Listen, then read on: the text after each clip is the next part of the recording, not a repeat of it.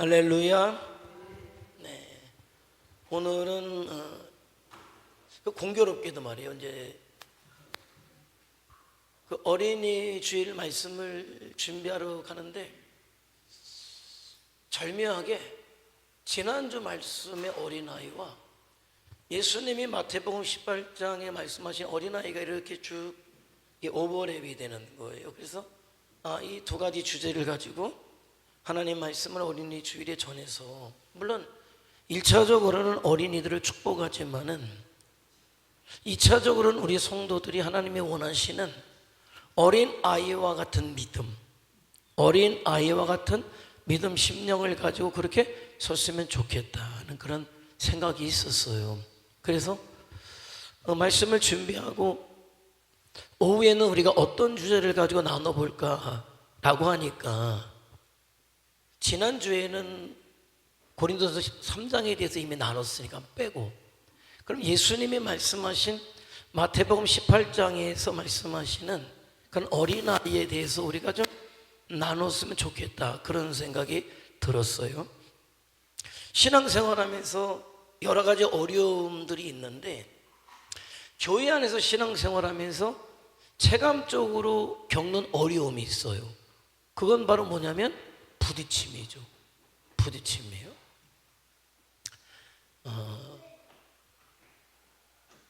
기존 성도들 간의 부딪힘, 그리고 새 성도가 들어오면 새 성도와 기존 성도와의 부딪힘, 또 같은 어떤 오랜 생활 신앙생활을 했지만은 그 가운데서 계속 부딪혀왔던 크고 작은 부딪힘들이 있단 말이죠. 신앙생활하면서 정말 나 이럴 때 이 사람하고 이런 부딪힘이 있어서 어려웠다라고 하는 거 있어요? 제가 대전에 있을 때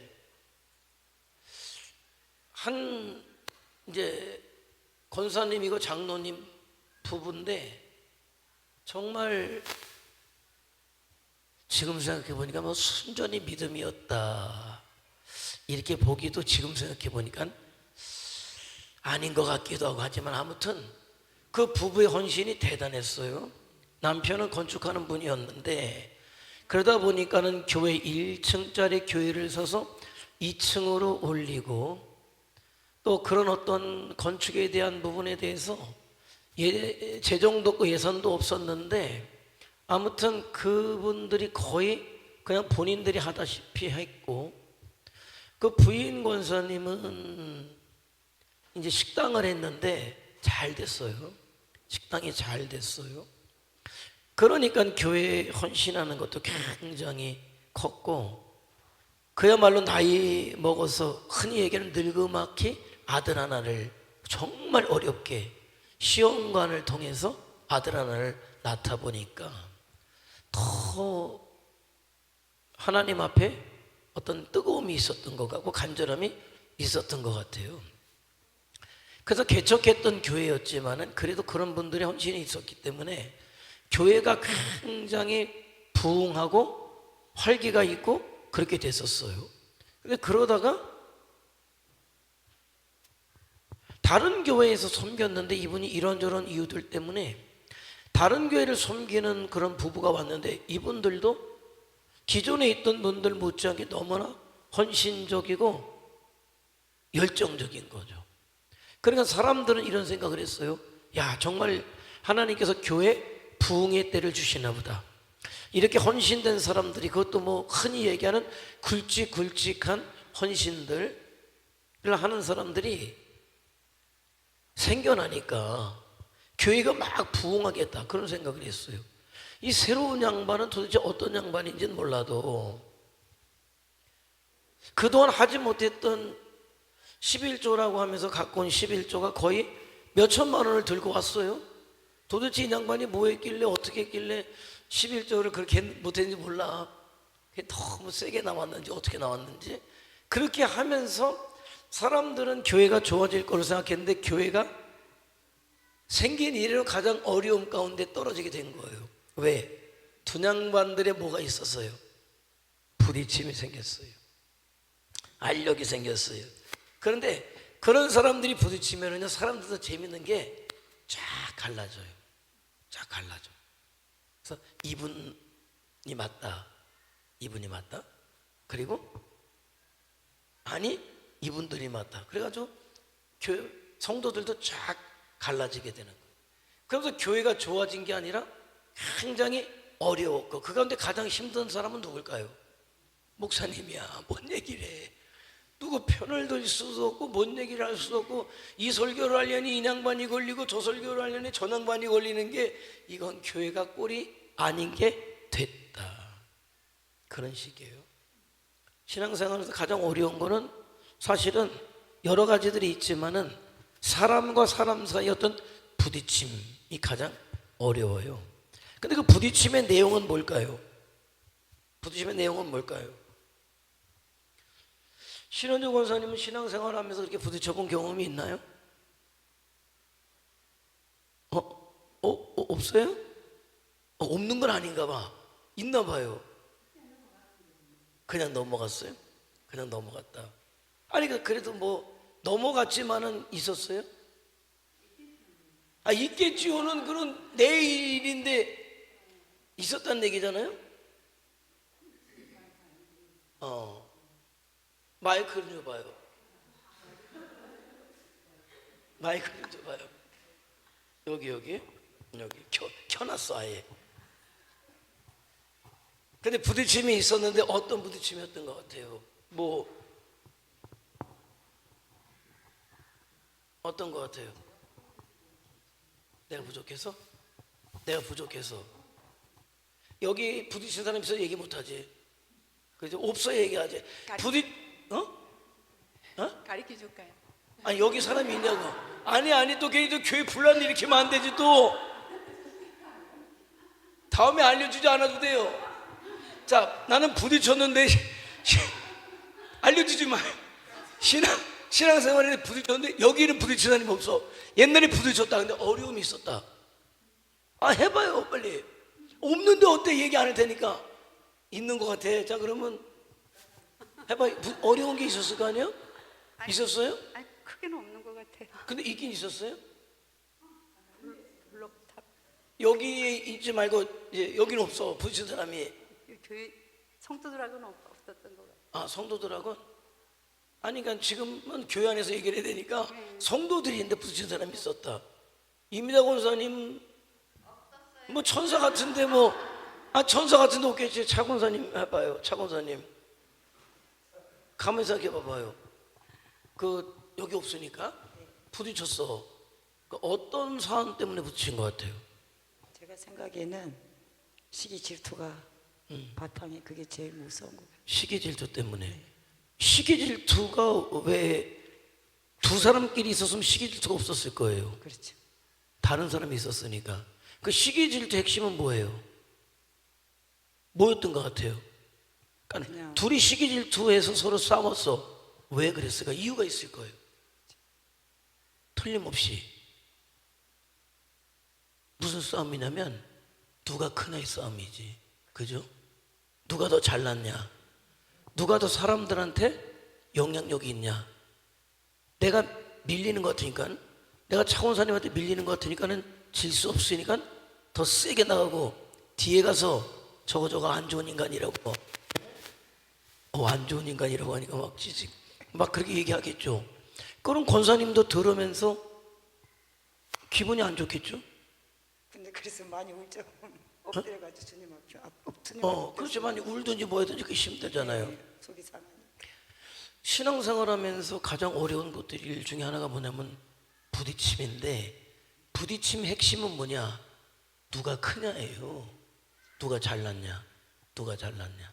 그거지. 그런데 신현주 권사님, 저는 그런 일이 있을 때 그냥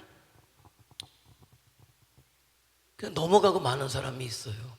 그러면 그 양반이 이기겠지, 그죠? 그리고 차원사님 같은 경우도 기도하면서 풀었겠지만은 결국은 그게 그 사람하고는 안 풀렸을 거란 말이에요. 시간이 지나니까 너무. 그래서 누가 센 사람이 됐어요? 근데 제가 생각에는 제가 상대를 안 한, 대적을 안 하니까 제가 이긴 것 같아요. 얘기는 안 하니까. 그러니까 정상적인 관계는 아니야. 그래도 그죠? 정상적인 관계는 아니에요. 그냥 내가 기도하고 상대를 안 해버리는 그런 거야. 근데 그 사람은 그 사람 이겼다고 생각할걸? 그죠? 그 사람은 그 사람 이겼다고 생각해. 고선이 이겼다고 생각하고 그런 부분이에요. 그런데 그게 제자들 안에서도 그런 싸움이 있었어요. 그러니까 오죽 자기들끼리 싸우다가 답을 못 내렸어요. 답을 못 내리니까 주님께 묻는 거예요.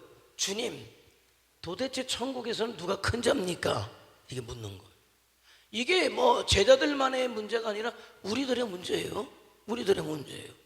그러니까 우리가 요 몇 가지 주제를 놓고 볼 때 이거지. 시각이 무엇이냐? 우리가 그냥 일반적으로 생각하는 시각과 성경에서 말씀하는 시각이 있단 말이에요. 신앙생활 한다는 건 뭐냐면 틀림없는 답은 내 시각은 내려져야 되고 성경의 시각이 들어와야 되는 거 아니에요? 그렇기 때문에 우리는 이제는 구분을 해야 돼. 어느 게 옥이고 어느 게 돌인지. 자, 누가 크냐? 세상적으로 그야말로 세상적인 건 누가 크냐? 힘이 있는 사람이 큰 거죠. 많이 이끌고 다니는 사람이 큰 거예요. 내가 발언했을 때 내 쪽에 손을 확 들어주는 사람이 그 사람이 센 사람이에요. 그 사람이 강한 사람이란 말이죠. 보편적으로 교회 안에도 그래요. 그러다 보니까는 그 원리가 작동되니까 교회 안에도 새머리가 있잖아요. 새머리. 교회 안에도 새머리를 해요. 그래서 큰 교회도 아닌데도 이런저런 이름을 걸고선 밥을 먹어도 지들끼리만 먹어요. 그리고 자기들에게 동조하는 사람들에게는 잘해줘요.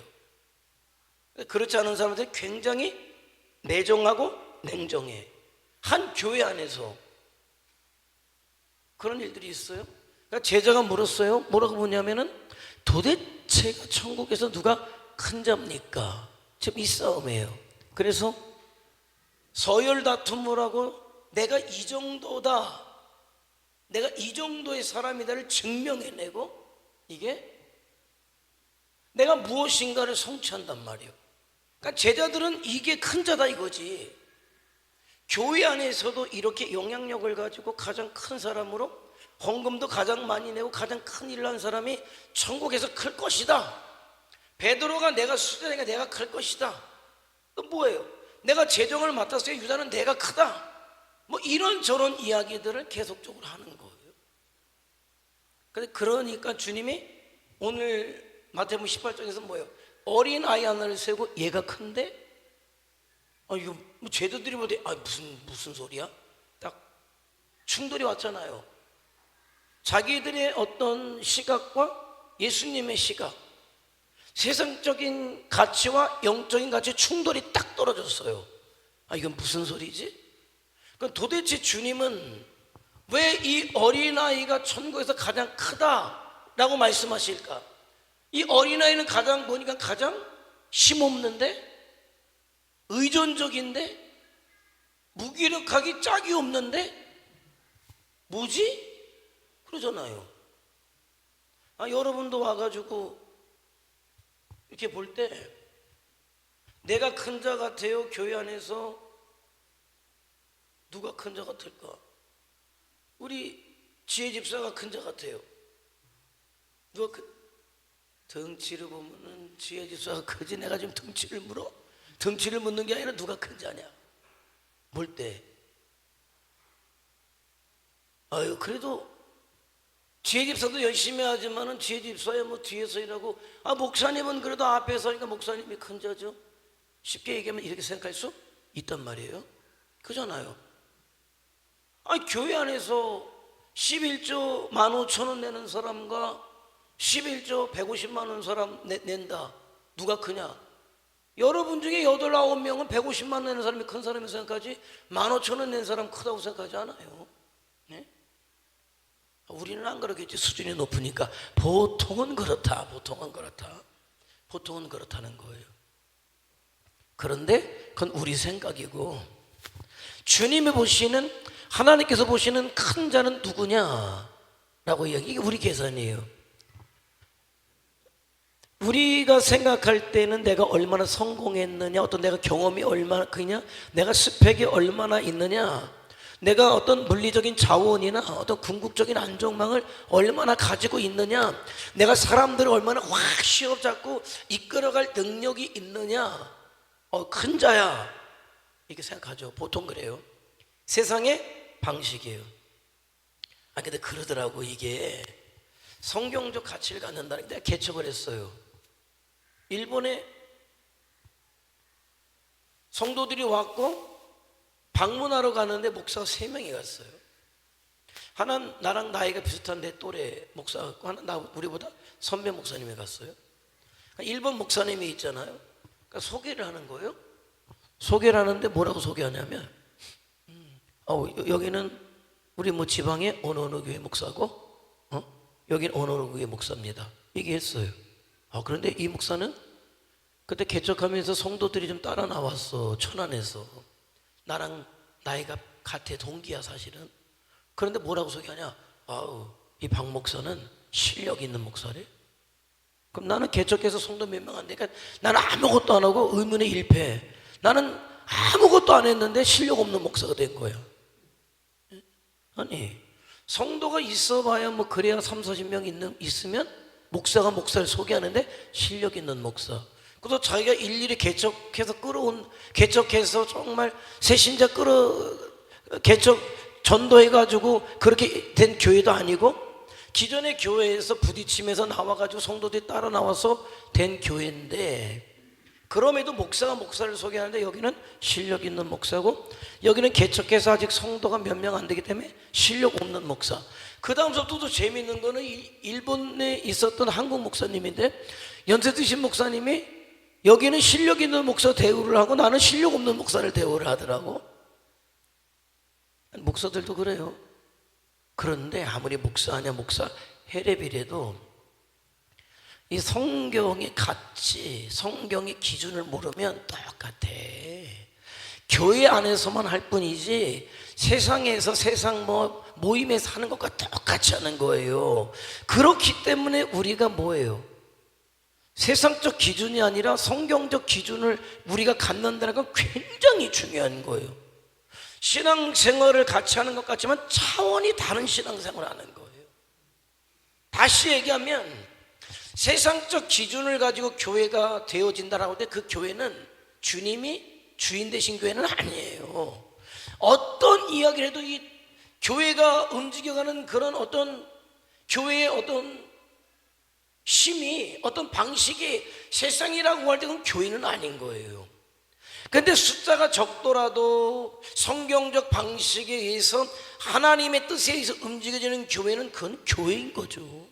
그런 거예요. 그러니까 계속 나누는 것도 저와 여러분의 시각이 어떠냐를 봐야 돼. 그동안 내가 교회 속에 가지고 있던 누가 큰 자냐, 지금 제자들이 이야기하는 정말 외면적으로 표면적으로 어떤 스펙이 있기 때문에 큰 자인지. 근데 주님은 이런 말씀을 하시죠. 가장 큰 자가 뭐냐?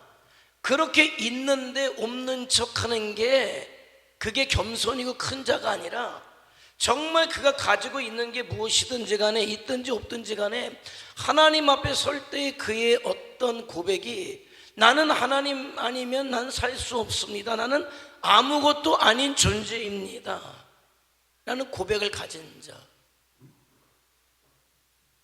한마디로 얘기하면 하나님 앞에 영적으로 완전히 항복한 사람, 어떤 주님의 십자가 앞에 내 잘남을 전혀 갖다 붙이지 않는 사람, 그 사람을 우리 주님은 뭐라고 천국에서 큰 자다라고 이야기하는 거예요. 그러니까 주님의 십자가 외에는 아무것도 없는 사람이 가장 큰 자다.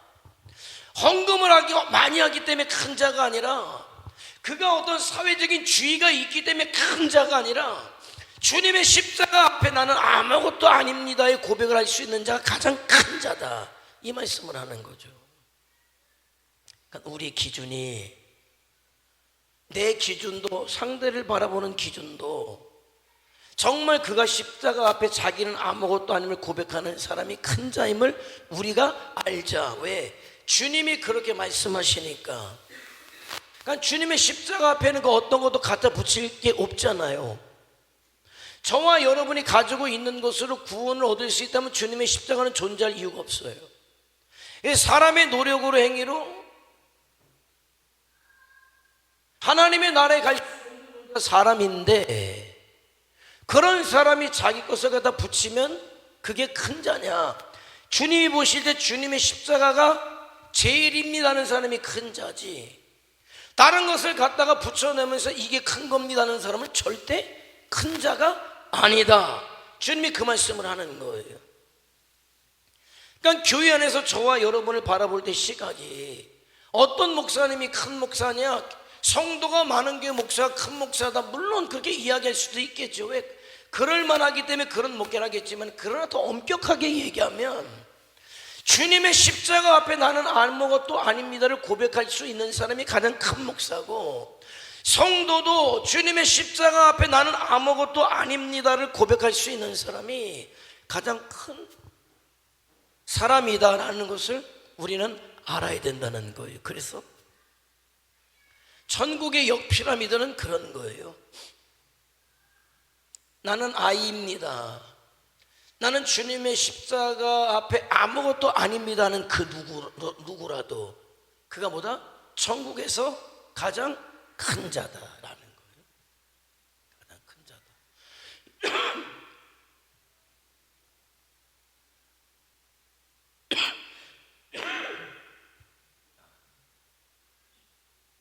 한번 간지러우면 계속 간지러워가지고 물을 먹어야지.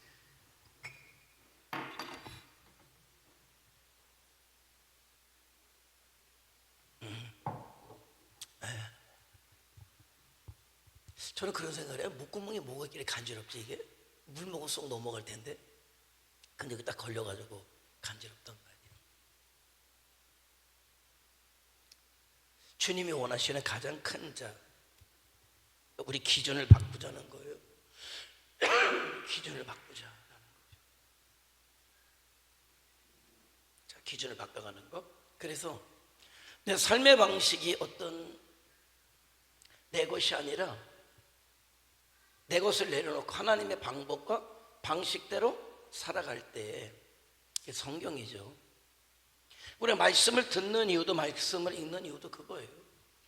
내 기존적인 생각을 내려놓고 성경의 어떤 가치들, 성경의 말씀들, 그걸 내 기준으로 삼아서 우리가 신앙생활할 때 그가 장성한다, 커가는 거예요. 쓸데없는 오해나 쓸데없는 다툼이 사라지게 될 것이다. 왜? 십자가 앞에 나는 아무것도 아니니까. 나는 아무것도 아닌 사람이 뭐 싸울 이유가 있습니까? 뭐 누가 나에게 말 한마디를 했어요, 기분 나빠요. 그런데 그냥 들을 때 잠깐일 수 있겠지만 오래 가잖아요. 왜? 아유 그럼 뭐 주님의 십자가 앞에 나는 아무것도 아니야. 쉬운 일은 아니겠죠. 근데 그게 저와 여러분이 노력해 가야 할 부분이다 라는 거예요. 자꾸 누가 크냐 싸움하지 말고, 하나님의 뜻이 아니에요. 나 잘난 거, 나 잘났다 자꾸 드러내려고 하지 말고 하나님의 뜻이 아니에요.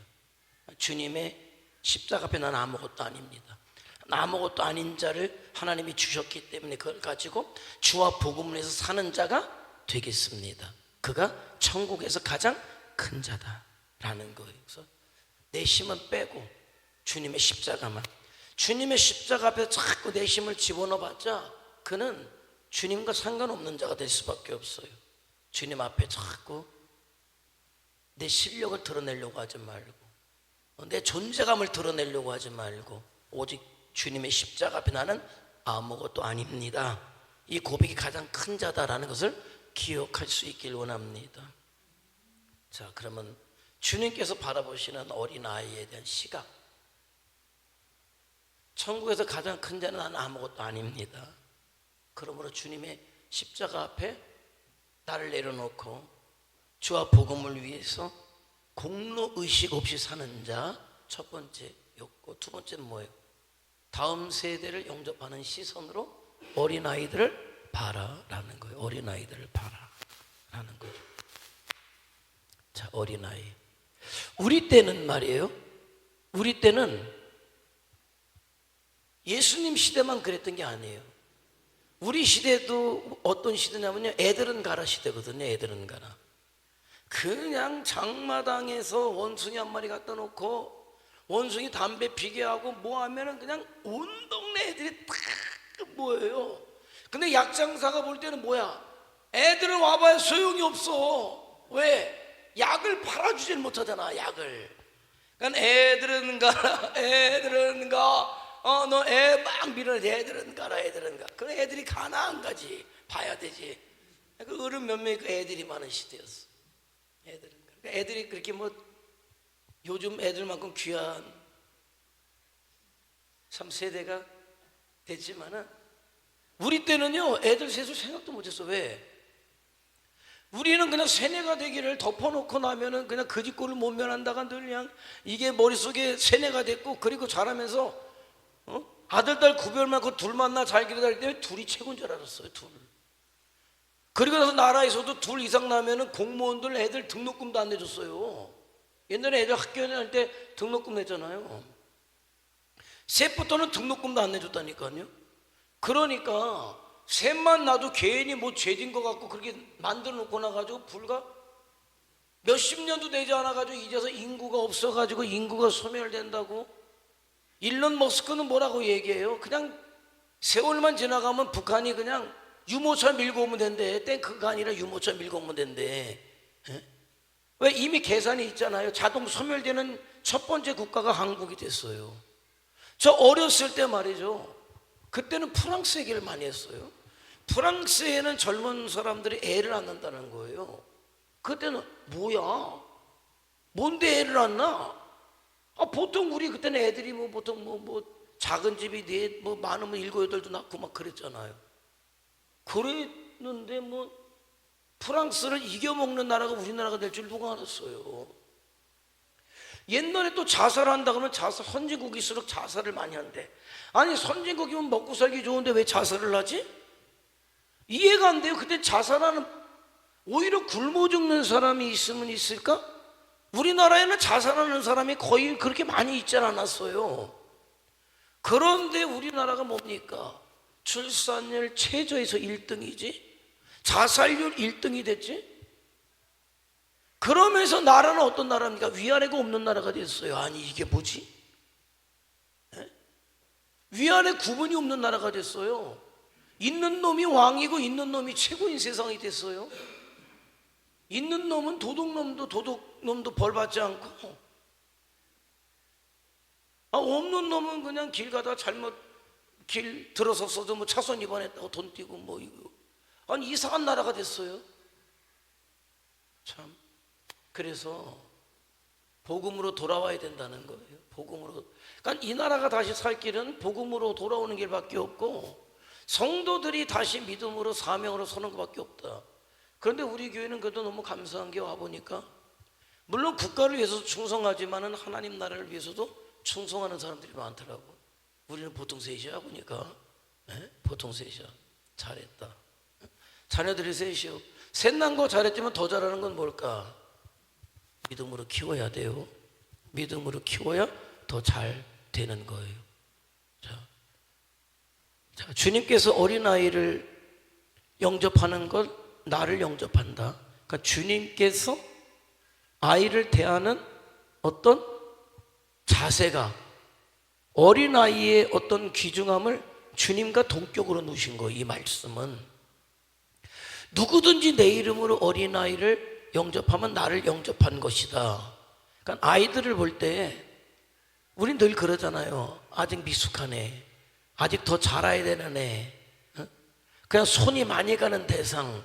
그러나 그게 아니라, 그런 시각으로 보는 건 세상적 시각이고, 이제 우리는 뭐냐, 저 아이 속에 주님의 임재가 있다는 것, 저 아이 속에 주님이 함께 하신다는 것, 하나님 나라의 거룩한 씨앗이 저 아이들에게 있다라는 생각이 우리 가운데 있어야 되는 거죠. 그러니까 주님이 말씀하신 거예요. 이 어린 아이를 영접하면, 내 이름으로 영접하면 나를 영접한 것이 되게 하겠다라는 거예요. 그러니까 우리가 어린 아이들을 대하는 어떤 다른 인식이 이제는 와야 돼요. 그게 뭐냐? 단순히 어린아이가 아니라 하나님의 나라를 이어갈, 내가 달려온 신앙의 마라톤, 바톤을 이어받을 존재로 그 아이들을 귀하게 여길 수 있는 자가 우리가 되어야 한다는 거예요. 그런 면에서 아이들을 대할 때 이제 적어도 우리는 뭐냐, 세상적인 관점에서 아이들을 대하지 말자. 아이들을 키울 때에도 지금이야 뭐 한창 아이를 키우는 사람이야 뭐 보라집사 부부밖에 없지만은, 그러나 저와 여러분도 틀림없이 알아야 될 것은 바로 무엇이냐면, 그 내 자녀들에게도 지금이라도 그런 어떤 마음을 가져야 될 필요가 있기 때문에, 단지 내 자식으로만 볼 것이 아니라 내가 가지고 있는 믿음의 바톤을 이어받아야 될, 하나님의 나라의 유업을 함께 받아야 될 그런 믿음의 동역자로 여러분의 자녀를 볼 수 있어야 된다는 거예요. 내가 낳기 때문에 이래라 저래라 절대 이게 아니에요. 이제는 아마 아이들이, 성윤이가 몇 살이지? 10살만 돼도 아이들 눈빛이 달라요. 얘기할 때. 왜? 생각이 있거든. 엄마가 얘기하지만 어려서는 그냥 들었지만 이제는 아닌데, 듣지만은 아닌데. 왜? 지금은 힘이 없으니까는 아닌데 하지만 들어. 하지만 애가 힘이 생기면 아닌 건 아니라고 얘기하지. 그렇기 때문에 이제는 이래라 저래라 아이들이 판단을 해요. 이래라 저래라가 아니라 이제 그가 하나님의 나라를 이어갈 내 믿음의 동역자라는 생각을 가지고 그 아이에게 자율성을 부여하지 돕는 자가 돼야 된다. 이런 거예요. 그러니까 시선을 내 소유물이 아니라, 자녀는 내 소유물, 거룩한 동역자다라는 거예요. 거룩한 동역자의 시선으로 봐야 돼요. 내 소유물의 어떤 그런 시선에서 벗어나지 못하면 그 부모 자식의 관계는 더 이상 진전은 되지 않을 거예요. 그런데 적어도 교회 안에서는 이제 어쩌면은 교회 안에서 이런 시각을 놓쳤기 때문에 아마 교회 안에 젊은 세대들이 다 사라져가고 있는 비극을 맞이하고 있는 것은 아닌가, 그런 생각을 하는 거예요. 자녀가 뭡니까? 부모의 욕심을 절대 거기다 투영시키지 말라는 거예요. 특히 우리, 내가 못 배웠으니까 우리 자식만큼은 잘 배우게 하겠다. 내가 못 먹었으니까 내 자식만큼은 잘 먹이겠다. 내가 못 가졌으니까 내 자식은 부족함이 없도록 키우겠다. 아니, 그래서 그런 자식들이 여러분 잘 크던가요? 그런 게 오늘날 우리 젊은 세대를 만든 건데, 왜 내 욕심과 기대를 아이에게, 그러다가 뭡니까? 내 욕심과 기대대로 되지 않으면 그 아이를 어떻게 해요? 아주 그냥 어떻게 있는 힘을 다해가지고 내 마음대로 움직이려면 걔가 로봇입니까? 아니죠. 그러니까 아이가 더 잘못되고 삐뚤어지는 경우도 많아요. 여러분 다 공부를 잘해야 됩니까?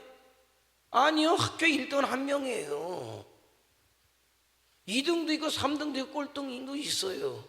그러면 그 사람이 흔히 얘기하는 행복이 그럼 그 성적 순위든가요? 아니에요.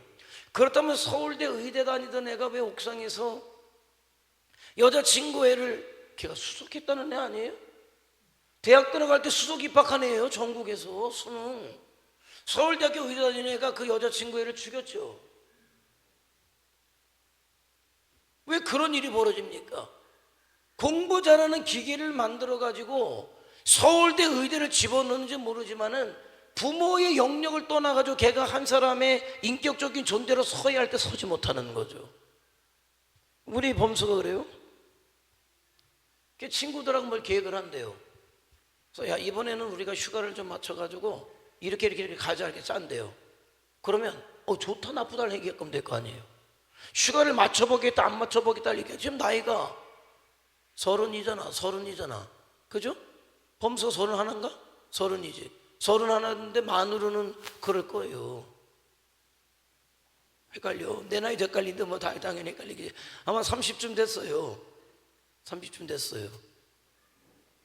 31인가 보네. 94년생이니까. 아무튼 그래요. 그런데 20대 후반이겠죠. 그때 얘기했을 때가 전화를 한대요.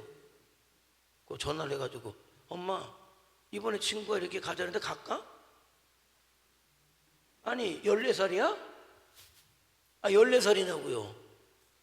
엄마한테 전화를 해가지고 이번에 친구들이 이렇게 해가지고 외국에 가기로 했는데 엄마 갈까? 엄마가 가라면 가는 거야. 우리 엄마가 가지 말라 했고 나이가 몇 살이에요? 28살짜리가 그러는 거 26, 30이 다 된 애들이. 부모가 자기 마음대로 학원 보내고 이래라 저래서 공부해가지고 대학은 갔는지 모르지만은 너 여기 직장인 시험 봐라 뭐해라 해서 했는지 모르지만은 이제 그 아이가 한 인격적인 존재로 서야 될 때가 되니까 그런 일이 벌어지는 거예요. 네? 여자가 생겨도 엄마 얘 좋아할까 말까? 엄마한테 허락받고 좋아하겠지. 엄마 결혼할까 말까 하고 하겠지. 여러분 아니요. 그건 한 인격체예요. 기대하라고 그랬잖아요. 학교 다닐 때 공부 못해서 못할지는 모르지만 말이에요. 사회 나가면 걔가 할 수 있는 일이 있어요. 하나님의 사람이면 하나님께서 그 아이에게 맡겨주실 일들이 있단 말이에요. 공부 잘하는 게 여러분 성공이다? 공부 잘하는 게 정말 뭐 행복의 우선순위다? 절대 그렇지 않아요. 그 아이가 잘할 수 있는 거, 그 아이가 잘하는 거 할 수 있도록 해주라. 내 성격에 맞추지 말고. 예? 아주 우리나라 학원 하면 말이에요. 어쩌다가 선생님한테 야단 맞는 거는 분에 못 이겨서 못 참아서 달려가서 선생을 따귀를 때리고 머리채를 휘어잡는데 학원 선생이 때리는 건 당연히 맞아야 된대. 왜? 학교 선생이 가르치는 거는 애성적이 안 오른대. 학원 선생이 가르쳐야 애성적이 오른다는 거예요. 말이 됩니까? 그러니까 애들을 그렇게 키워놓으니까 오늘날 여러분이 보고 있는 그 상황이 됐는데도 정신을 못 차리더라. 그래도 못 이긴 애들은요, 그냥 싸우는 애들은 그냥 빗나가서 싸우는 거고, 못 이기는 애들은 그냥 애들이 자살률이 얼마나 없습니까? 우리나라에. 그 애들이 16, 18살짜리들이 뛰어내린 애들이 어디 한둘이냐 이 말이에요. 또 그런 애들이 모인 학교가 여러분 얼마나 학교 폭력이 진짜 심각합니까? 애들을 비정상적으로 만들어 놓고서는 그런 나라를 만들어 놓은 거예요. 아니, 믿는 사람들만큼이라도 이제는 바꿔야 돼요. 그러니까 우리 믿는 사람들의 어떤 세계가 있어야 된다고 생각해요. 그런 세계관으로 여러분 가져야 돼요. 여러분 뭐 이미 장성한 자녀들, 여러분들은 장성한 분들은 알 거 아니에요. 내가 무엇을 내 자식 키울 때 무엇이 실패됐고 무엇을 잘했는지 여러분 알 거 아닙니까? 지금이라도 마음을 고쳐먹는 게 필요해요. 고쳐먹는 게 필요해요. 자녀는 내 소유물이 아니에요. 하나님께서 하나님의 나라를 같이 이어갈 동역자로 주신 나를 통해서 이 땅에 보내셨을 뿐이지 내 소유물은 아니다. 단지 나는 정말 잘 자랄 수 있도록 울타리 역할을 해주고 도와주는 거예요. 그 아이가 가지고 있는 특성대로 잘 자랄 수 있도록 도와주는 게 필요하다. 생명을 붙드시는 분은 하나님이시니까 내가 내 자녀를 완성시키려고 하지 마세요. 어느 순간에는 정말 기도해주는 자리에만 쓸 뿐이고 도움을 요청할 때 도와주는 거고 정말 일거수일투족을 내가 다 하려고 하지 말라는 거예요. 애 스스로의 어떤 창의력을 무너뜨려요. 자립심을 무너뜨린단 말이죠. 그래서 부모 역할은 뭐냐 이거죠.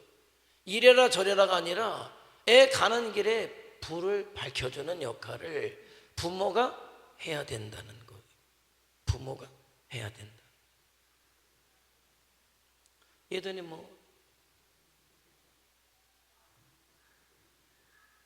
이런 것에 대해서 많은 실패들이 있었단 말이죠.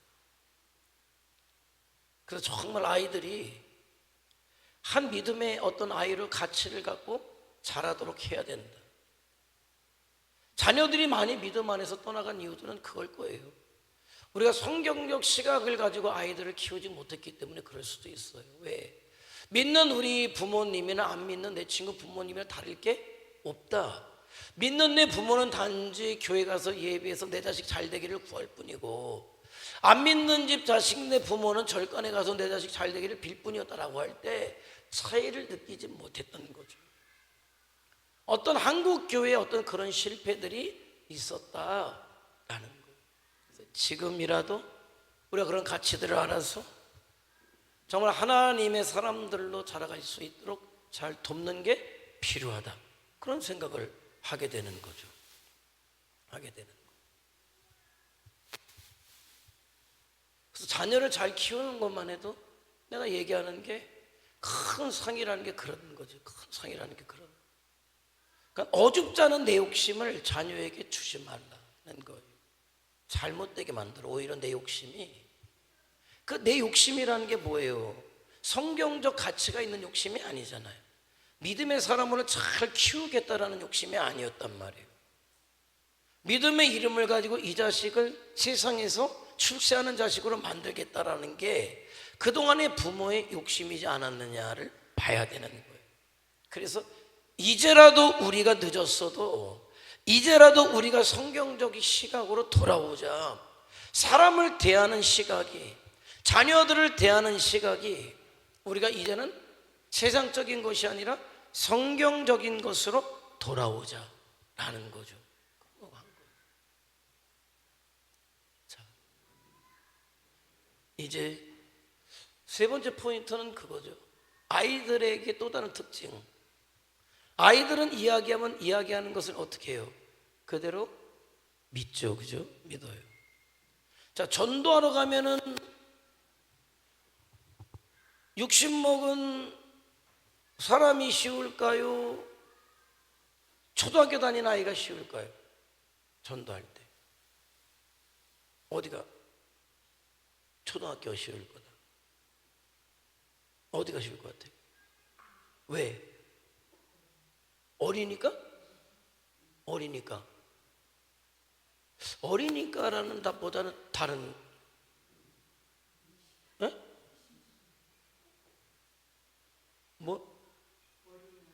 네. 순수해서 하는 말을 그대로 믿기 때문에 그렇다는 거죠. 믿기 때문에 그래요. 어린 아이들의 특징은 거기 있죠. 믿는다는 거. 그대로 받아들인다. 근데 60은 왜 어려웠어요? 왜 어려웠어요? 왜 어렵다고 생각했어요? 어? 아니 60은 좀 어렵다 생각했잖아요. 왜? 마이크 줘봐요. 왜? 얘기해봐요. 왜? 생각이 있잖아요. 왜? 60은 왜 어려운 것 같아요? 초등학생이 좀 쉽던데 60은 좀 어렵던데 왜 어려울까요? 마이크를 대야지. 말귀를 못 알아들었어. 김우석 권사님은 마이크 넘겨봐봐요. 60은 말귀를 못 알아듣고 초등학생은 말귀를 잘 알아. 그러면 60이 어려워요? 초등학생이 어려워요? 마이크 대고 왜? 60이 어려운 거예요. 왜요? 마이크 대고 왜 어려운 것 같아요? 아니 복잡하게 얘기하지 말고 왜 어려운 것 같아요? 잘 못 알아듣고. 잘 못 알아듣고. 이제 인지가 잘 이제 예전 같지 않으니까. 예전 같지 않았어. 지혜 집사. 어떤 거? 60이 왜 잘 안 믿는 것 같아? 본인의 생각과 고집이 생기기. 그렇지. 생각이 많아 벌써. 생각이 많고 고집이 많고 얘기하잖아요. 그러면 예수님 믿으세요. 예수님 믿어 천국 갑니다. 이 사람은 벌써 그 얘기를 들으면서 딴 생각을 해. 저게 진짜일까? 이게 또 괜히 나 꼬시는 거 아니야 이게? 괜히 교회가 막 얘기를 들으면서 교회 다니면 저게 나를 또 이렇게 이리 끌고 다니고 저리 끌고 다니고 이게 나를 부려먹으려고 그러는 게 아니야? 근데 나는 정말 그러려고 그랬어요? 부려먹으려고? 정경성 선생님 마이크 줘봐. 전도를 했어요. 왜 전도했어요? 부려먹으려고? 가까이. 왜 전도했어요? 하나님 나라로 가게 하려고요. 그죠? 예수님 믿고 천국 가요. 천국 가 그거야. 나는 그 사람이 와서 헌금해 달라는 것도 바라지 않아요. 정말 바라지 않았어. 그죠? 전도할 때 헌금해 달라고 바란 건 아니죠, 정경순 목사님. 네. 절대 그런 거 아니에요. 그런 거 아니에요. 헌금해 달라 이렇게 바란 거 아니에요.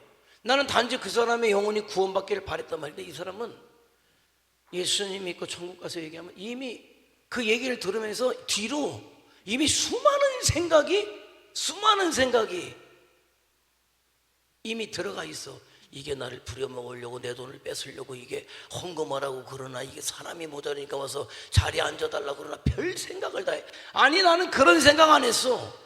예수님 믿고 천국 가라는 얘기예요. 그 진심이고 주님이 나에게 말씀하신 거니까 그 말씀 받아서 전한 것밖에 없단 말이에요. 근데 어른들은 순수하지가 않아. 근데 아이들은 뭐예요? 그 사실을 그대로 믿어. 아, 이분이 나에게 전도하는데 정말 예수님 믿고 천국 가라고 하는구나. 나 천국 갈래요. 아니면 아니요. 둘 중에 하나야. 그냥 얘는 전 양반이 나를 끌어다가 나한테 헌금하라고 하는구나. 나한테 빈자리에 자리 채우라고 그러는구나. 나를 끌고 다니려고. 애들은 그런 생각을 안 해요. 왜? 순수하니까. 그냥 그대로니까. 자, 신앙생활할 때 신앙생활을 잘하지 못한 이유가 있어요. 신앙생활을 잘하는 사람과 잘하지 못하는 사람이 있어요. 어떤 사람이 신앙생활을 잘할까요? 진권사님이 생각할 때, 진권사님, 아유 뭐 마이크를 안 쳐다보면 무슨 아니 그냥 답이 없어요. 진권사님이 생각할 때 어떤 사람이 신앙생활 잘하는 사람 같아요? 모르겠어요. 아니, 있어. 모르지 않아. 알고 있어요. 알고 있어요. 빨리 물어봐요. 알고 있잖아요. 어떤 사람이 잘하는 것 같아, 신앙생활을? 알면서, 얘기해봐요. 아니, 알잖아. 왜 몰라? 그럼 이미다 권사님 한번 아까 천사 같은 이미다 권사님, 어떤 사람이 순수한 마음으로 또 말씀 그 권면을 받으니까. 엄청 잘하셔. 천사만 같은 게 아니라 정답도. 어떤 사람이 신앙생활 잘하냐? 하나님의 말씀을 순수하게 받는 사람이 잘 받아. 그럼 어떤 사람이 신앙생활을 못할까요? 생각이 많고. 그렇지. 아니, 다음에는 한번 이미대 권사님이 여기 나와서 하셔야 되겠어. 말씀이 전해지면요, 이 사람은 똑같아. 그냥 하나님 말씀에 순종하면 하나님께서 함께 하십니다. 축복합니다. 얘기를 해요. 그런데 목사님 말씀은 좋지만은 저렇게 살려면 인생 못 살아. 그냥 말씀은 말씀대로 듣고 나는 이렇게 됐고 저렇고 나는 이래. 이미 그 사람의 어떤 신앙의 필터가 세 개를 걸러요. 그러니까 하나님의 말씀이 이 사람의 기준의 필터를 지나가면 말씀이 아닌 게 되잖아요. 신앙생활 잘하는 사람은 그냥 믿는 거예요. 야, 이 사람들을 먹여야 되겠다. 주님의 뜻이에요. 예, 하면 되는 거예요. 그래서 생각을 해요. 이 양반한테 숫자가 몇 명인가, 이거 먹으려면 200대 내로 있어야 되고, 이거 돈이 있어도 이거 어디 가서 빵가게 가서 지금 빵을 살 수도 없고. 근데 어린아이들은 여기요? 뭐를? 보리떡에 물고기 2마리 여기요. 왜? 주님이 먹이신다고 했으니까 여기요. 왜? 주님이시면 뭐 이거를 먹이시겠죠. 이게 아이의 믿음이에요. 있는 그대로 받아들인 거예요. 그걸 가지고 주님은 역사하셨다. 신앙생활 잘하는 이유가 그게, 이번에도 말씀이 선포됐을 때 아멘 받는 거야. 그냥 얘기하는 게 아니에요. 하나님의 말씀이기 때문에 아멘 하면 되는 거예요. 거기에 토를 달면 잘못돼요. 내 생각이 들어가면 잘못돼요. 믿음의 권면을 했는데 내 생각이 있으니까 오해가 되는 거지. 나한테 이렇게 얘기할 수 있어? 누구 생각이에요? 내 생각이야. 그런데 이렇게 얘기하는 건 뭐예요? 하나님의 말씀이었고 도전이었어요. 그럼 아멘하고 해야지. 내가 계획을 세워요. 암이 걸렸어요. 상황이라는 게 있어요. 근데 암까지 암이라고 해요. 자, 병원에서 안 된다고 그랬어요. 끝났어. 병원에서 끝났어요. 그러니까 병원에서 끝나면 병원에서 현대 의술을 못 한다면 사람들은 그 다음에 하는 게 있더라고요. 뭘 할까요? 현대 의학에서 안 됩니다라고 딱 손을 내서 그럼 뭐해 그 다음에 하는 거? 민간요법이야. 민간요법이야. 민간요법이에요. 참 시간에 전화 받으세요. 전화 받으세요.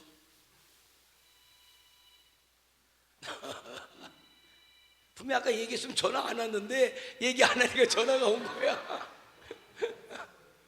민간요법이야. 그러니까 민간요법에 대한 책을 다 사오고 그 민간요법에서 또 그 책을 써낸 권위자들이 있잖아요. 찾아가고 뭐 해가지고 했는데 나온 민간요법이 이거야.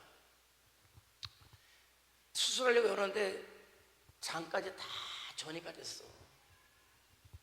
다시 수술도 못하고 닫고선 이미 손을 쓸 수가 없어. 그러니까 어떻게 해요? 민간요법을 찾아가는데 찾아낸 게 아침에 일어나자마자 소변을 보는데 첫 번째 소변을 내보내고 중간에 받아가지고 중간에 있는 소변을 한껏 먹고 하루 시작하는 거야. 그리고 뭐 깨구리 알을 구에다가 뭐 깨구리 알에다가 뭐를 섞어가지고 뭐 해서 그걸 먹어야 돼. 뭐 하여간 그런 거래. 그래서 물어봤어요. 그 오줌 맛이 어떠니까 죽을 맛이래. 오줌 맛이 찝찝한 맛은 아니에요. 여러분 찝찝하지 않고 죽을 맛이야. 그냥 죽을 맛이야. 그리고 깨구리 알에다가 물을 뭐 무슨 초를 뭐 뭉겨서 뭐 해서 이렇게 뭐 먹다 그 맛이 어떠니까 그것도 죽을 맛이래. 그러나서 이미 병원에서 3개월밖에 못 산다고 얘기를 했는데 그러니까는 이런 얘기를 하죠. 이제 믿음 안에서 너무 환자, 너무 집사님 너무 고생하지 않게 믿음 안에서 주님 앞에 갈 수 있도록 우리가 돕는 게 어떻겠어요? 그랬더니 어떻게 그런 말씀을 하냐고. 끝까지 가봐야지. 어떻게 그럴 수 있느냐고. 끝까지 가봐야지. 결국 끝까지 가가지고 어떻게 했어요? 죽었죠. 뭐 하다 죽었어요? 그 사람은 오줌만 먹다가 죽은 거야. 왜 그래? 아니 여러분 믿음으로 살아온 사람 아닙니까? 그럼 아름답게 여러분 암이 걸려서 여러분 불행하지만은 암은 또 하나의 축복이 있어요. 어떤 축복인지 아십니까? 자기 인생을 마무리할 수 있는 시간이 줬다는 거예요. 정말 자기가 그동안 살면서 풀지 못했던 것들을 풀 수 있는 기회들을 부여받았다는 거예요. 그런 것들을 부여받았다는 겁니다. 그런데 그렇게 해서 주님 앞에 인생을 잘 마무리하고 가게 해야지 오줌만 먹다 가기면 어떡하겠어요. 그런데 그렇게 이야기했다고. 자기 부인 아니라고 저렇게 얘기한다고. 그런 거예요. 여러분 말씀의 권면을 믿음의 권면을 받을 수 있어야 되는데 대부분의 사람들이 이건 제가 극단적인 한 예를 이야기한 거고 신앙생활할 때 얘기해요. 그렇게 할 때 하나님께서 기뻐하시지 않는다라고 얘기해도 안 듣지. 왜? 내가 앞서니까. 그러니까 대부분 신앙생활을 우리가 잘 못하는 이유들은 뭐냐? 하나님의 말씀이 부족해서 못합니까? 아니에요. 안타깝지만요.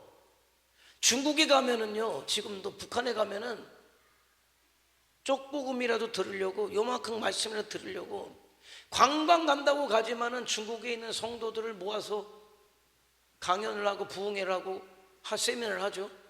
밤새도록 해달래. 밤새도록. 자기네는 말씀이 사모돼도 말씀을 못 들으니까 밤새도록 해달래요. 예? 그런데 우리는 말씀이 부족해서입니까? 아니요. 말씀이 넘쳐나죠. 그런데 아멘하지 못하니까 못하는 거죠. 우리는 말씀이 부족해서가 아니라 믿지 못하기 때문에, 순종하지 못하기 때문에 신앙생활을 못한단 말이에요. 어린아이와 같아다. 그 얘기는 그거예요. 말씀이 떨어지면 그게 하나님의 말씀이기 때문에 아멘 하라는 거죠.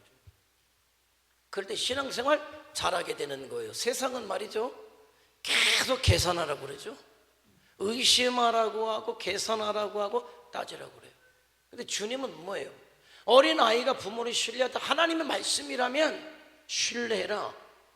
신뢰해야 산다라고 이야기해요.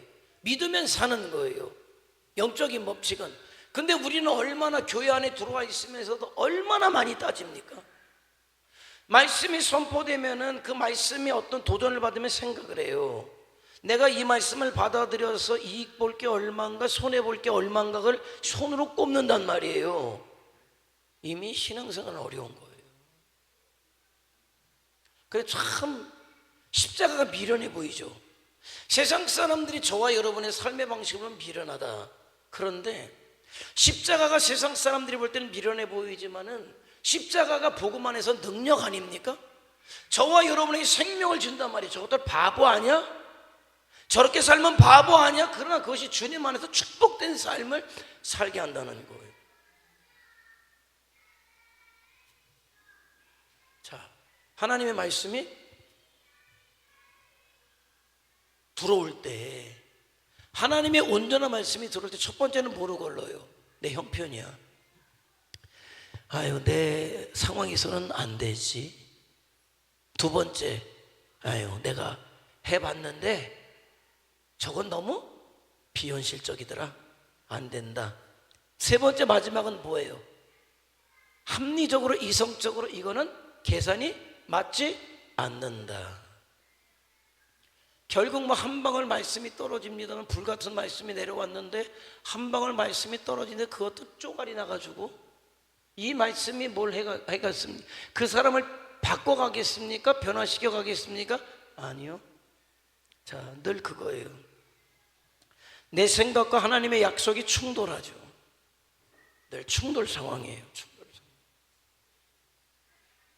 하나님의 말씀과 내 생각이 충돌이 일어나요. 하나님의 말씀은 참 어떻게 보면 매정한 것 같아요. 왜? 내 입장을 이해하지 않는 것 같으니까. 목사님의 말씀도 참 매정한 것 같아요. 내 입장을 이해하지 않는 것 같으니까 이게 충돌나는 거예요. 충돌날 때 아멘을 가로막는 것, 여러분 충돌나죠. 아니 내가 진짜 이게 말이에요. 여러분, 내 안에 우상이 뭔지 아십니까? 충돌 상황에 내가 어떤 것을 선택했는가를 보면 압니다. 근데 가장 쉽게 여러분에게 이해하도록 할 수 있는 게 주일 성수들하고, 내가 그 주일 성수에 대한 이야기를 언제 했어요? 언제 했어요? 토요일 날 했잖아. 토요일 날 했잖아요.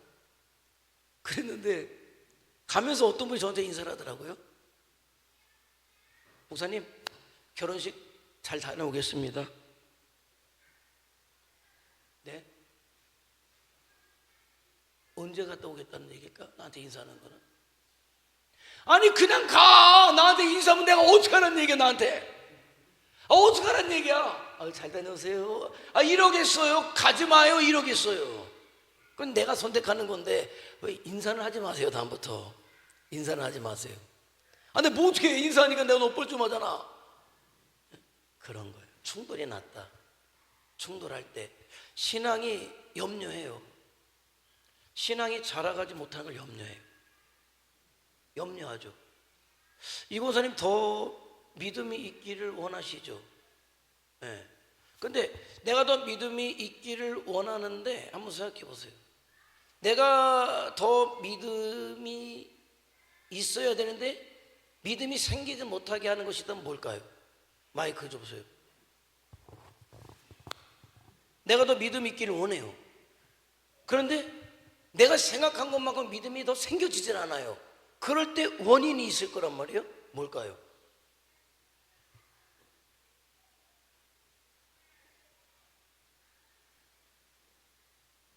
이 권사님한테 좀 내가 더 믿음 있길 원하죠. 더 믿음이 있어야 되는데 생기지 못할 때가 있단 말이에요. 그때 원인이 혹시 있다면 무엇인가? 가로막는 어떤 게 있을 거란 말이에요. 그 가로막는 게 뭘까요? 있다면, 그게 권사님에게 있다면 주저함이라고 할까? 아니면 뭐라고 할까요? 충돌이란 말이에요. 어떤 것이 혹시 충돌 느껴봤나요? 충돌 느꼈다면 부딪힘. 질문이 어렵나요? 나를 더 믿음 있게 못하는 그 무엇이 있다면 무엇일까? 여기 나와 있잖아요. 1번. 그러면 1번, 2번, 3번.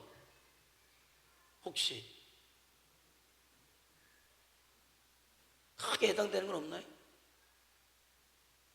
되도록이면 하려고 하니까. 그죠? 되도록이면 하려고 하니까. 맞아요. 그러면 이제 다시 마이크가 다 넘어갔잖아요. 이제 정혜성 고생한테 가야 돼. 그러면 마이크가 정혜성 고생한테 넘어가야 돼.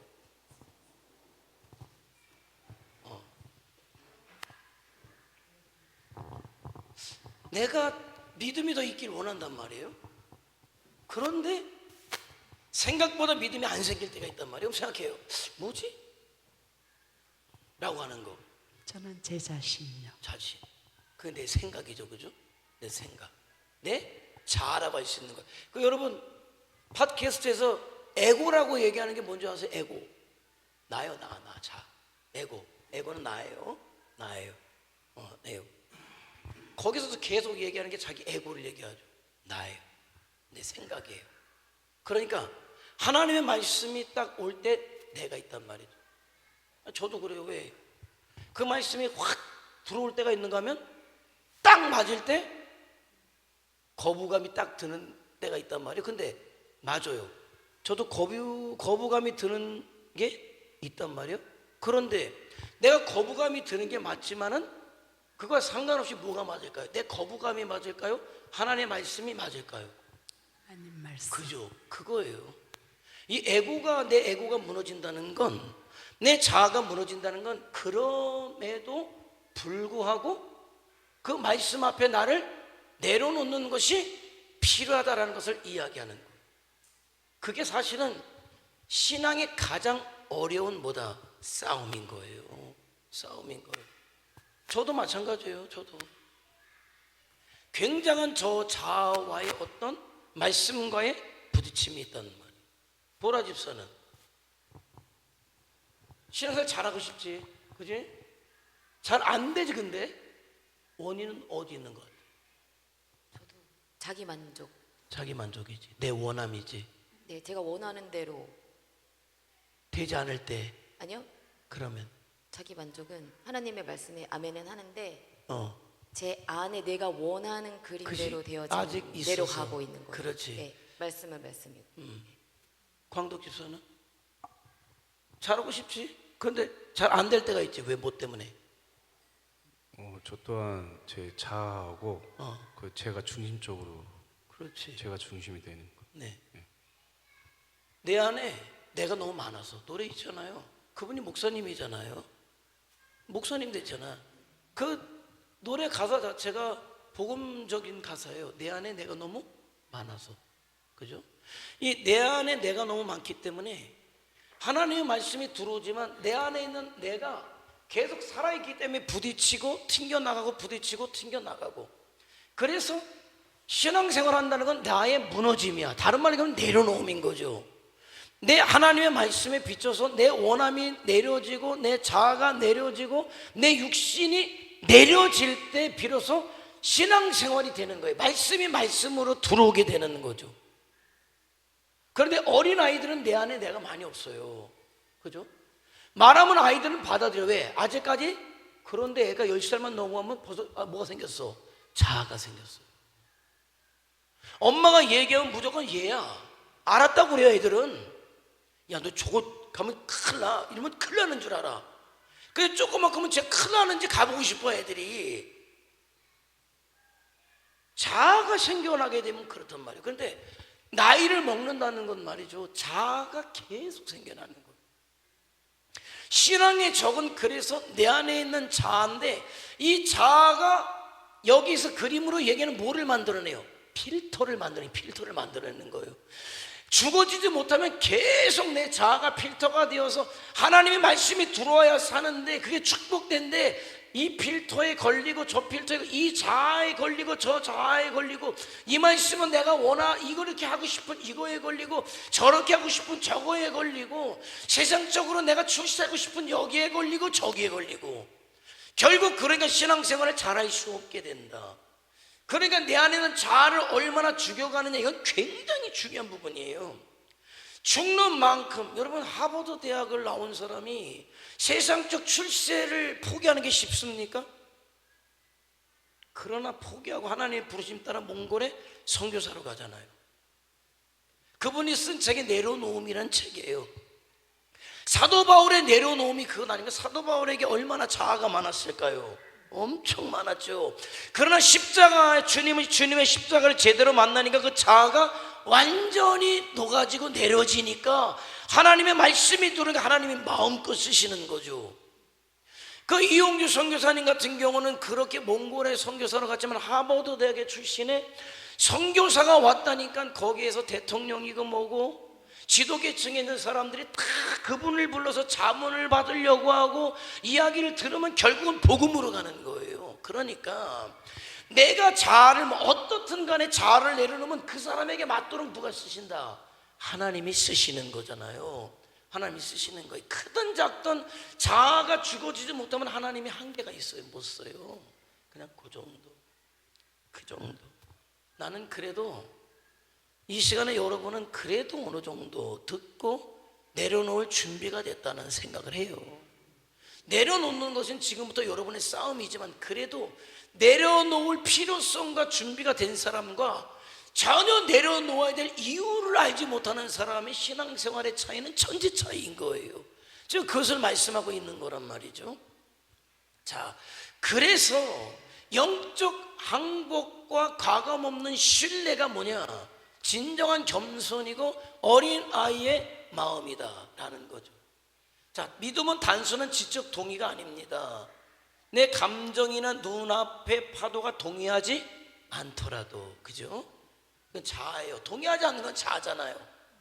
자아가 있기 때문에 동의가 되잖아요. 그러나 내 생존과 미래에, 이게 미국산 프로그램이 하다 보니까 한글을 잘 몰라.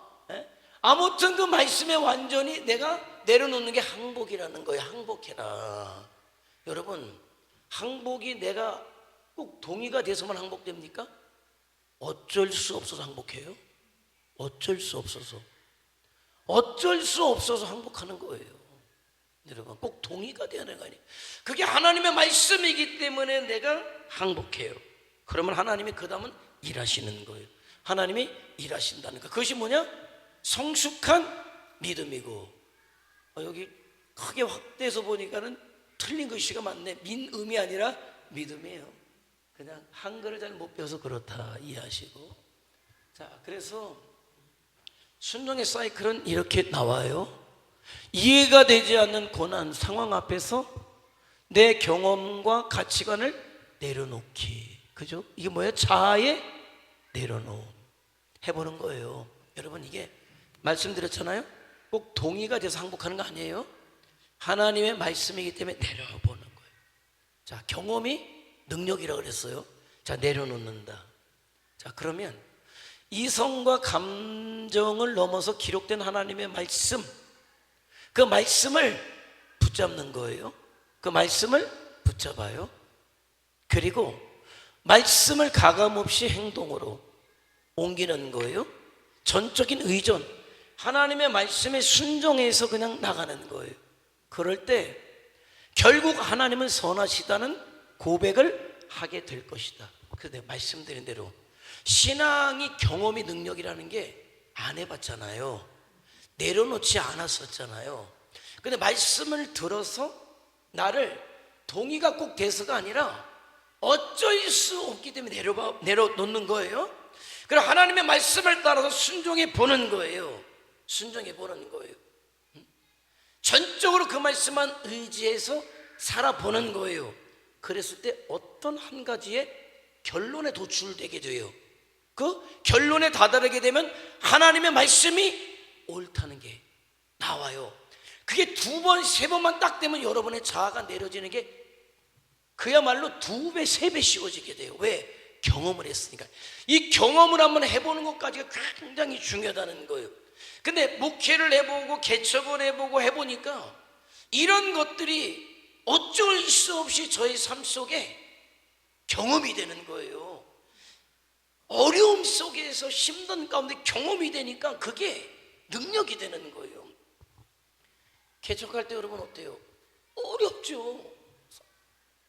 그런데 어렵지만은 그게 하나님의 뜻이라고 하니까 어려움 가운데서도 재정이 없는 가운데에서도 그달 내일 공과금이 내지고 세가 내지고 또 살게 되고 뭐 하게 되고 그런 개척의 연속이 그런 거는 사람이 그렇게 또 전도되는 것도 그래요. 근데 그렇게 하면서 5년을 개척하고 50년 된 교회를 35에 갔으니 사실은 말이에요. 그런데 하나도 안 어려운 이유가 뭘까? 걱정될 게 없어요. 왜? 경험이 있으니까. 사람들 하나도 없을 때도 다 해냈는데 뭐 나보다 나이 많은 사람들이 주로 다 있다고 그래도 그분들이 있는데 뭐 걱정할 게 뭐 있습니까? 아무것도 걱정 안 돼요. 거기서 경험이 되고 경험이 되고 경험이 되니까 그게 힘이 되더라고. 여러분도 그게 삶 속에서 있잖아요. 자꾸 나를 내려놓고 말씀에 순종했을 때 경험됐던 결론들을 가지고 있어야 돼요. 그러니까 그게 하나, 둘, 셋 될 때 그게 여러분에게 뭐가 되냐? 능력이 된다는 거예요. 근데 그런 거는 어떨 때 여러분의 생각을 내려놓는 어린아이와 같은 심정으로 말씀을 있는 그대로 받아들일 때 가능하다라는 거예요. 그래서 정말 저와 여러분이 오늘 말씀을 통해 가져야 될 3가지 포인트는 그거예요. 어린아이 어떤 하나님의 어떤 시각으로 보자라는 거예요. 하나님의 시각으로 우리가 이제는 어린아이들을 볼 때 어떤 내 시각이 아니라 하나님의 시각으로 볼 수 있어요. 하나님의 말씀이라면 어린아이처럼 그대로 받아들일 수 있는 어떤 심령이 저와 여러분에게 있어야 한다는 거예요. 그럴 때 하나님께서 일하신다는 거예요. 하나님이 가장 귀하게 보는 건 여러분의 스펙이 아니라는 거예요. 주님의 십자가 앞에 나는 아무것도 아닙니다. 그러나 나는 아무것도 아니지만 아무것도 아닌 나에게 하나님께서 은혜를 주시기 때문에 내가 공로의식 없이 주님 앞에 충성하는 자를 하나님은 가장 크게 보신다. 그래서 하나님이 가장 크게 보시는 사람이 저와 여러분이 되길 원하고 어린아이처럼 순수하게 그 말씀을 있는 그대로 받아들여서 내 삶 속에 그것이 경험이 돼서 여러분의 신앙의 능력이 되기를 원하고 우리가 또 여러분의 자녀들이든 교회 아이들이든 그냥 어린아이가 아니라 하나님 나라의 한 동역자의 의식을 가지고 바라봐서 하나님의 나라를 이루어가는 그런 은혜가 저와 여러분에게 있기를 원합니다. 한번 기도하죠. 기도하고 끝내겠습니다. 네, 오늘의 주제는 어린아이예요. 버려야 될 고린도전서 3장의 어린아이가 아니에요. 어린아이는 우리 주님이 말씀하신 어린아이.